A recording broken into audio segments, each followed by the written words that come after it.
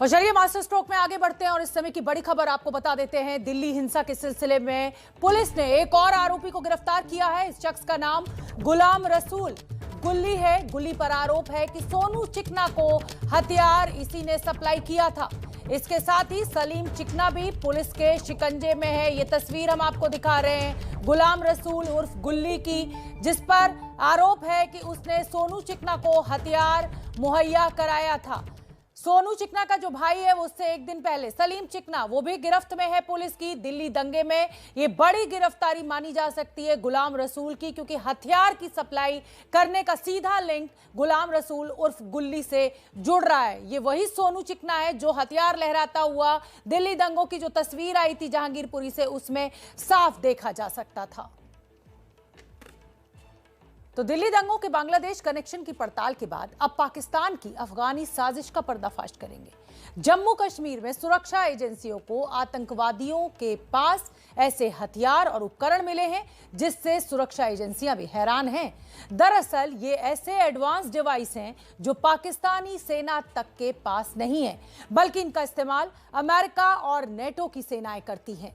पिछले कुछ दिनों से घाटी में इन्हीं एडवांस उपकरणों की मदद से आतंकवादी कई बार सुरक्षा बलों को चकमा देने में कामयाब रहे हैं।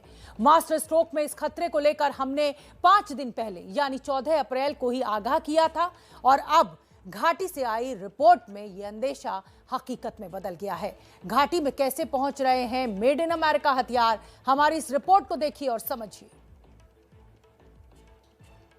अफगानिस्तान में छोड़े गए अमेरिकी हथियारों को तस्करी करके पाकिस्तान लाया जा रहा है। तस्करी का ये पूरा खेल पाकिस्तान की बदनाम खुफिया एजेंसी ISI के मास्टर प्लान के तहत खेला जा रहा है। पाकिस्तान हथियारों का ये खेल सिर्फ और सिर्फ भारत को नुकसान पहुंचाने के लिए खेल रहा है और अगर इस पर लगाम नहीं लगी तो भारत के लिए बड़ा खतरा बन सकता है।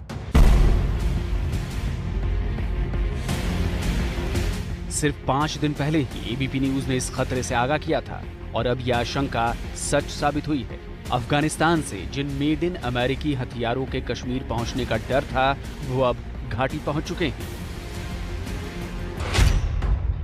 सुरक्षा एजेंसियों को घाटी में 15 इरिडियम सैटेलाइट फोन मिले हैं। इसके साथ ही वाईफाई से लैस थर्मल इमेजिंग डिवाइस भी पाए गए हैं। ये सभी उपकरण पहले उत्तरी कश्मीर में मिले और अब दक्षिणी कश्मीर में भी इनके होने की पुष्टि हुई है। आतंकियों के पास मौजूद इरिडियम सैटेलाइट फोन और wifi enabled thermal imaging device का इस्तेमाल अफगानिस्तान में नाटो सेनाएं करती थी। इनका कश्मीर के आतंकियों के पास पाया जाना एक बड़े खतरे की आहट है, क्योंकि इससे साबित होता है कि अफगानिस्तान में अमेरिका के छोड़े गए हथियारों को कश्मीर तक पहुंचाने का रूट तैयार हो चुका है। पाकिस्तान का एक ये मंसूबा के वो JNK में टेररिज्म को बढ़ावा दे, वो एक तरीके से स्लो हो गया है। इसके लिए अब वो क्या करेगा कि ये जो हाईटेक वेपन हैं इनके द्वारा सेंसेशनल स्ट्राइक करेगा।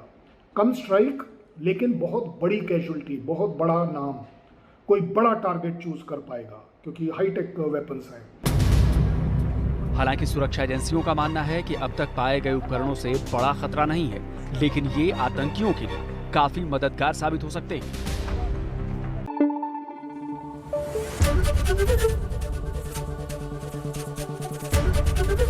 ABP न्यूज आपको रखे आगे।